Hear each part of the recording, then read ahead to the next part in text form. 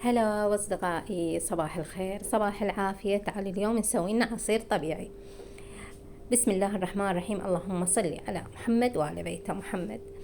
عندنا زبيب بدون نوى، تمام، نقعناه. وعندنا كجرات أيضا نقعناهم من الليل وخليناهم بالثلاجة، تمام، والصبح طلعناهن. هسه راح أصفي الكجرات، اخذ بس الماي مالتها. بالنسبة للزبيب، لا، الزبيب اخليه هو وماي اخلطه. تمام حبايبي، لا تنسونا الاشتراك بالقناة وتفعيل الجرس واللايك حتى يوصل لكم كل جديد. طبعا انا هنا ما راح اخلي اي حلة، راح اخليه حلاته طبيعية.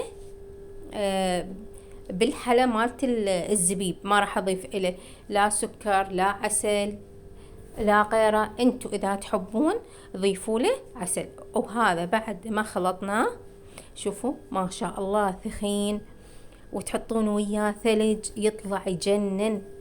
واقلكم الف عافية. وهسه اترككم في امان الله، الى اللقاء.